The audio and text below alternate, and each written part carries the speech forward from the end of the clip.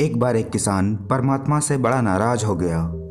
कभी बाढ़ आ जाए, कभी सूखा पड़ जाए, कभी धूप बहुत तेज हो जाए तो कभी ओले पड़ जाए। हर बार कुछ न कुछ कारण से उसकी फसल थोड़ी खराब हो जाती। एक दिन बड़ा तंग आकर उसने परमात्मा से कहा, देखिए प्रभु, आप परमात्मा हैं, लेकिन लगता है आपको खेती बाड़ी की ज़्यादा जानकारी नहीं है। एक प्रार्थना है कि 1 साल तक मुझे मौका दीजिए, जैसा मैं चाहूँ वैसा मौसम हो, फिर आप देखना मैं कैसे अन्न के भंडार भर दूंगा। परमात्मा मुस्कुराए और कहा, ठीक है, जैसा तुम चाहोगे वैसा ही मौसम दूंगा, मैं दखल बिल्कुल भी नहीं दूंगा। किसान ने गेहूं की फसल बोई। जब धूप चाहिए तब धूप मिली, जब पानी तब पानी। तेज धूप, ओले, बाढ़, आंधी तो उसने आने ही नहीं दिया। समय के साथ फसल बढ़ी और किसान की खुशी भी, क्योंकि ऐसी फसल तो आज तक उसने कभी नहीं देखी थी। किसान ने मन ही मन सोचा, अब पता चलेगा परमात्मा को कि फसल कैसे करते हैं। बेकार ही इतने बरस हम किसानों को परेशान करते रहे। फसल काटने का समय भी आया। किसान बड़े गर्व से फसल काटने गया, लेकिन जैसे ही फसल काटने लगा एकदम से छाती पर हाथ रख कर बैठ गया।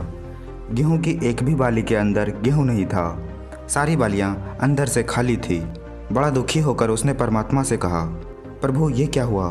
तब परमात्मा बोले, ये तो होना ही था। तुमने पौधों को संघर्ष का जरा सा भी मौका नहीं दिया, ना तेज धूप में उसको तपने दिया, ना आंधी ओले से उसे जूझने दिया। उसको किसी प्रकार की चुनौती का एहसास जरा भी नहीं होने दिया। इसलिए सब पौधे खोखले रह गए। जब आंधी आती है, तेज बारिश होती है, ओले गिरते हैं, तब पौधा अपने बल से ही खड़ा रहता है। वो अपना अस्तित्व बचाने का संघर्ष करता है, और इस संघर्ष से जो बल पैदा होता है वही उसे शक्ति देता है, ऊर्जा देता है, उसकी जीवन को उभारता है। सोने को भी कुंदन बनने के लिए आग में तपने, हथौड़ों से पिटने जैसी चुनौतियों से गुजरना पड़ता है, तभी उसकी स्वर्णिम आभा उभरती है, उसे अनमोल बनाती है।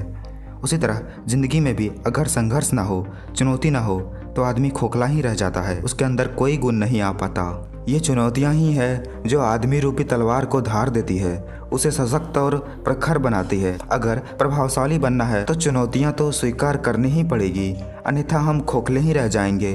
अगर जिंदगी में प्रखर बनना है, प्रभावशाली बनना है, तो संघर्ष और चुनौतियों का सामना तो करना ही पड़ेगा।